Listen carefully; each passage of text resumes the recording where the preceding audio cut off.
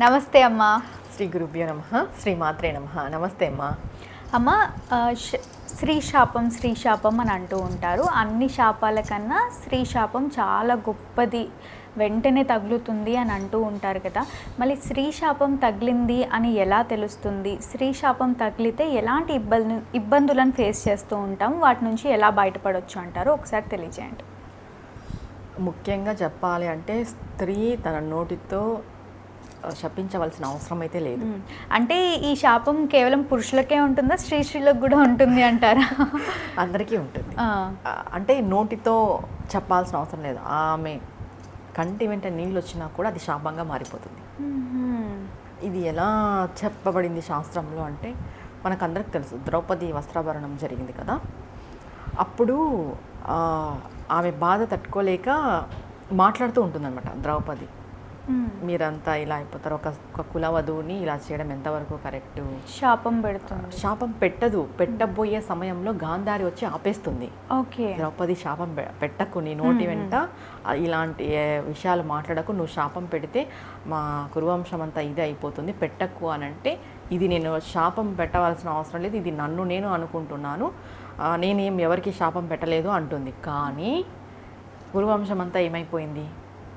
నాశనం అయిపోయింది. దేనికి? ద్రౌపదిని అలా చేసినందుకు, ఆమె కన్నీటికి కారణమైనందుకే. ఆమె నోటి వెంట ఇంకా ఏం శాపం పెట్టలేదు. ఇది ఒకటి. ఇంకా స్త్రీ శాపానికి ఎందుకు అంత ఇది అని అంటే, పెట్టే ప్రతి స్త్రీకి అంత గొప్ప స్త్రీ ఎవరు లేరు ఈ కాలంలో అయితే చెప్పాలి అంటే. అప్పట్లో ఉండేవాళ్ళు. ఇప్పుడు గాంధారి ఉంది. ఎప్పుడైతే వాళ్ళ కొడుకులందరూ మరణిస్తారో కృష్ణుడు కంటపడగానే కృష్ణుడికి శాపం పెడుతుంది. మీ కులస్తులంతా నాశనం అయిపోవాలి, నీ ద్వారకా అంతా మునిగిపోవాలి అని కృష్ణుడు స్వీకరిస్తాడు.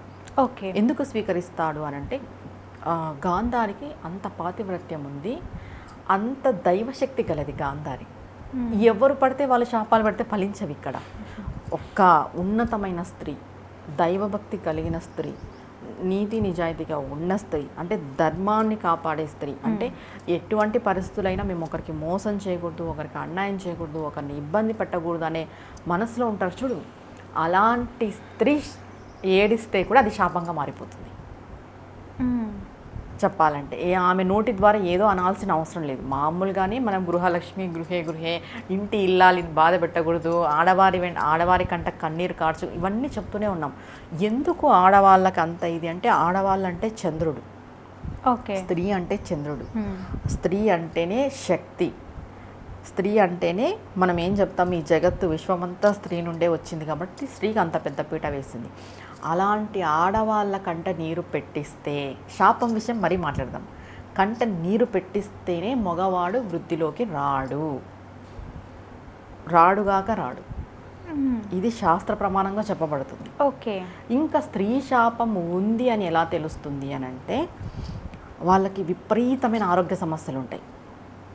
ఒక మగవాడికి స్త్రీ శాపం పూర్వజన్మలో కానీ ఈ జన్మలో కానీ స్త్రీ శాపం ఉంది అంటే విపరీతమైన ఆరోగ్య సమస్యలు ఉంటాయి. ఏదో ఒకటి బాధిస్తూనే ఉంటుంది. అది అర్థమైపోతుంది స్త్రీ శాపం ఉంది అని. తర్వాత 5వ స్థానం సంతాన స్థానం. మనకి సంతానం కలగకోకున్నట్టు ఉంటుంది. స్త్రీ శాపం వల్ల సంతానం ఉండదు. ఓకే. 9వ స్థానం అదృష్ట స్థానం. ఎవరికైనా కూడా అదృష్టం అనేది వరించదు స్త్రీ శాపం ఉన్నప్పుడు. ఎప్పుడు ఏదో ఒక కష్టంలో ఉంటారు. వాళ్ళకు పుట్టి బుద్ధి వచ్చినప్పటి నుండి ఏదో ఒక కష్టం, ఏదో ఒక వెలితి, ఏదో ఒక నస అంటాం కదా, అలాంటిది వాళ్ళు పడుతూనే వస్తుంటారు. అంటే పూర్వజన్మలో స్త్రీ శాపం ఉన్నా కూడా ఈ జన్మలో అనుభవిస్తాం, ఖచ్చితంగా అనుభవిస్తారు. ఈ జన్మ చేసింది ఈ జన్మలోనే అనుభవిస్తున్నాం, పూర్వజన్మ చేసింది అనుభవించమా?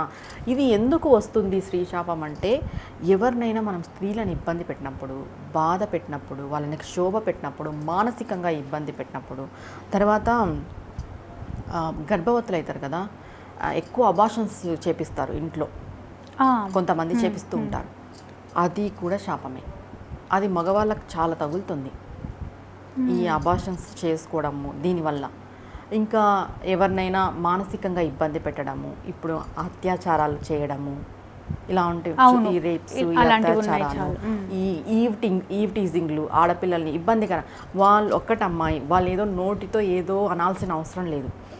వాళ్ళ బిహేవియర్ కంటే పక్కన వాళ్ళ బిహేవియర్కి వాళ్ళు కొంచెం మనసులో నొచ్చుకున్నా కూడా దానికి ప్రతిఫలం అనుభవించాల్సిందే, ఎవరైనా సరే. ఓకే. ఇప్పుడు ఒక అమ్మాయి మంచి దారిలో ఉంటుంది, ఆ అమ్మాయి ఏదో అమ్మాయి పనిలో వెళ్తుంటుంది, పక్కన అమ్మాయే తీసుకుందాం, పక్కన అమ్మాయే ఈ అమ్మాయిని ఇబ్బంది పెట్టింది అనుకుందాం, ఈ అమ్మాయి నోట్తో ఏదో అనాల్సిన అవసరం లేదు, ఆ సెకండ్ ఆ నిమిషం కానీ ఒక 10 సెకండ్లు కానీ ఆ అమ్మాయి బాధపడి ఉంటుంది చూడు, అది దేవుడు కౌంట్ చేస్తే వీళ్ళకేస్తాడు శాపంగా. ఓకే. ఎందుకు మనం అంత జాగ్రత్తగా ఉండాలి ఇతరులతో అనే విషయం పైన వస్తే, ఇందుకు ఎస్పెషలీ అబ్బాయిలు స్త్రీల పట్ల చాలా జాగ్రత్తగా ఉండాలి. ఏదో మనము ఆడపిల్లల్ని ఏం చేతగాదులే వాళ్ళకి, మేము మొగళ్ళు అనే అంటే పురుషత్వం చూపిస్తుంటారు చూడు, ఇలాంటివన్నీ చేయకూడదు. జన్మాంతరము బాధింపబడతారు. ఒక్క స్త్రీ శాపం వల్ల సుఖ సంతోషాలు ఉండవు. ఎందుకంటే స్త్రీ అంటే శుక్రుడు. అవును. చంద్రస్థానం శుక్రస్థానం స్త్రీదే, భార్యస్థానం శుక్రుడు. చాలా వరకు చూడండి లేట్ మ్యారేజెస్ అయితే ఉంటాయి చాలామందికి. స్త్రీ శాపం వల్ల కూడా లేట్ మ్యారేజెస్ వస్తాయి. స్త్రీ త్వరగా దొరకదు అలాంటి వాళ్ళకి. కొంతమందికి పెళ్ళిళ్ళు అయినా కూడా స్త్రీ వియోగం కలగచ్చు, భార్య వియోగం, భార్య చనిపోవడము లేదా వెళ్ళిపోవడము, డివోర్స్ కావడము. కొంతమంది భార్య ఉన్నా కూడా సంతోషంగా ఉండలేరు భార్యతో, ఆ భార్యకి బయట ఎఫైర్స్ ఉండడము, లేదా మెయిన్ భార్యకే ఉంటాయి ఎఫైర్స్. ఈ అబ్బాయికి స్త్రీ శాపం ఉండడం వల్ల ఏదో ఒక విధంగా వాళ్ళు బాధింపబడాల్సిందే, మనశ్శాంతి లేకోకున్నట్టు. స్త్రీ శాపం అనేది అలా చేస్తుంది. ఏదో ఒక విధంగా వాళ్ళు మదన పడాలి, బాధపడాలి, క్షోభపడాలి. అందుకే స్త్రీలతో జాగ్రత్తగా ఉండాలి. అంటే కొంతమంది రూడ్గా ప్రవర్తిస్తారు అమ్మాయిలు కూడా, అలాంటి విషయం కాదు. మీరు మంచిగా సున్నితత్వంగా ఉన్న అమ్మాయిలు ఉంటారు, ఎవరికి హాని చేయకోకున్నట్టు, అలాంటి వాళ్ళ దగ్గర అయితే అబ్బాయిలు చాలా జాగ్రత్తగా ఉండాలి. స్త్రీలను ఏడిపించే పని అయితే పెట్టుకోవద్దండి. నార్మల్గా ఇంట్లో భార్యను ఏడిపించినా కూడా అది వెంటాడుతూనే ఉంటుంది పాపం, స్త్రీ శాపం కిందకే వస్తుంది. అంటే ఇప్పుడు మళ్ళీ భార్యలు ఏడిపిస్తారు, మళ్ళీ పురుష శాపం ఉండదు. కామెంట్లో చెప్తారు మీకు ఇంకా. అంటే పురుషుకు కూడా ఉంటుంది. ఇప్పుడు మంచి పురుషుడు ఉంటాడు, ఈ అమ్మాయి గయాలై ఉంటుంది, ఆ అబ్బాయి చాలా సున్నితమైన మనసు కలవాడు ఉంటాడు. ఈ అమ్మాయి బాధ పెడితే ఇప్పుడు ఆ సున్నితమైన మనసు బాధపడినప్పుడు ఈ అమ్మాయికి తగలదా? తగులుతుంది, ఇద్దరికీ వర్తిస్తుంది. కానీ స్త్రీకి ఎందుకు అంత పెద్దపీట వేశారు అని అంటే, మన శాస్త్రంలో శుక్రస్థానం చంద్రస్థానం కాబట్టి నీకు అంటే అన్ని అదృష్టాలు పొందాలన్నా, నీ వంశవృద్ధి కలగాలన్నా, నువ్వు సుఖంగా సౌఖ్యంగా సంతోషంగా జీవించాలన్నా స్త్రీ శాపం ఉంటే ఇవి జరగవు. ఇప్పుడు ఒక అబ్బాయి బాధపడినప్పుడు ఆ అమ్మాయికి తగులుతుంది, కొంతవరకే తగులుతుంది. శాస్త్రంలో పురుష శాపం అని లేదు ఎక్కడ. కానీ వాళ్ళు బాధపడితే మనం కూడా బాధపడాల్సి వస్తుంది ఏదో ఒక విధంగా చిన్నగా. కానీ స్త్రీ అలా కాదు. స్త్రీ కంట నీరు, ఏ ఇంట స్త్రీ అయితే కంట నీరు పెడుతుందో ఆ ఇల్లు వృద్ధిలోకి రాదు. కంట నీరు పెడితేనే వృద్ధిలోకి రానప్పుడు ఆ స్త్రీని బాధించి హింసించి శోభ పెట్టి నువ్వు ఆ స్త్రీ శాపానికి గురి అయితే ఇంకా నీ జీవితం ఎలా ఉంటుందో ఊహకు వదిలేస్తాం. తప్పకుండా అమ్మ. మళ్ళీ ఈ స్త్రీ శాపంని అనుభవించే వారికి ఏదైనా పరిహారాలు ఉంటాయా? వాళ్ళు అప్పుడే అర్థమైపోతుంది వాళ్ళ జీవితం ఎలా నడుస్తుంది అని. నేను ఇప్పుడు చెప్పాను కదా, ఈ క్వాలిటీస్ అన్నీ ఉంటాయి స్త్రీ శాపం తగిలిన వాళ్ళకనే. వీళ్ళు ఏం చేయాలి అంటే అమ్మవారి యొక్క ఆరాధన బాగా చేయాలి. తర్వాత ప్రతి ఒక్క స్త్రీలోనూ అమ్మవారిని చూసే తత్వానికి వీళ్ళు వెళ్ళిపోవాలి. అంటే ఇప్పుడు అబ్బాయిలు చూస్తారు అమ్మాయిల్ని, వాళ్ళు ఏ గుణంతో చూస్తున్నారు అనేది ఖచ్చితంగా మార్చుకోవాల్సిందే. వాళ్ళ జీవితం బాగలేనప్పుడు అందరినీ ఏదో విధంగా చూసేసి ఏదో అనుకోవడం కాదు. ప్రతి ఒక్కరిలోనూ అమ్మవారిని, అమ్మతనాన్ని చూసే తత్వం రావాలి. ఎప్పుడైతే వాళ్ళు ప్రతి ఒక్కరిలోనూ అమ్మవారిని, అమ్మతత్వాన్ని చూసే గుణానికి వస్తారో ఆటోమేటిక్గా వాళ్ళకి స్త్రీ శాపం తగ్గిపోతూ వస్తుంది. అండ్ నెక్స్ట్ ఆడపిల్లలు ఉంటారు కదా, తగ్గిపోయే పరిష్కారాలు తగిలినా తగ్గిపోయే పరిష్కారాలు ఉన్నాయి. కానీ మనం మారాలి కదా. అవును. ఇప్పుడు నేను ఏమేమి చెప్పాను, స్త్రీ శాపం వల్ల ఇన్ని బాధలు ఉంటాయని చెప్పాను. సంతానం ఉండదు, సౌఖ్యం ఉండదు, వాళ్ళకి ఏదో ఒక అనారోగ్యం ఉంటుందని. ఇవి చెక్ చేసుకొని వాళ్ళు ప్రతి ఒక్క అమ్మాయిలో అమ్మవారిని చూసే గుణం తెచ్చుకోవాలి, అమ్మతనాన్ని చూడాలి. ఫస్ట్ మేజర్ ఇదే చెప్పబడుతుంది కూడా. నువ్వు స్త్రీని ఇంకొక విధంగా హేళన చేసే భావంతో అస్సలు చూడకూడదు. అది ఇంకా పాపం కూడా.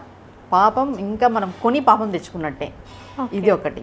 అండ్ నెక్స్ట్ చిన్నపిల్లలు ఉంటారు కదా, 2-3 ఏళ్ళ పైన నుండి 9 సంవత్సరాలు 11 సంవత్సరాల పిల్లలకి తరచూ మనం స్వీట్స్, గిఫ్ట్స్, చిన్న పిల్లలు ఉంటారు కదా అమ్మాయిలు, వాళ్ళకి ఇవ్వడము, తర్వాత ఎవరైనా ఆర్థికంగా వెనకబడి ఉంటారు, పిల్లలు చదువులకి దానికి ఇబ్బంది పడి ఉంటారు కదా, ఆ ఆడపిల్లలకి చదువులకి ఇబ్బంది అవును. పడేవాళ్ళు వాళ్ళకి సహాయం చేయడము, ఇలా ఏ స్త్రీ అయితే ఇబ్బంది పడుతూ ఉంటుందో ఆ స్త్రీకి నువ్వు నిస్వార్థంగా సహాయం చేస్తే ఆ సహాయం వల్ల కూడా స్త్రీ శాపం తగ్గిపోతుంది.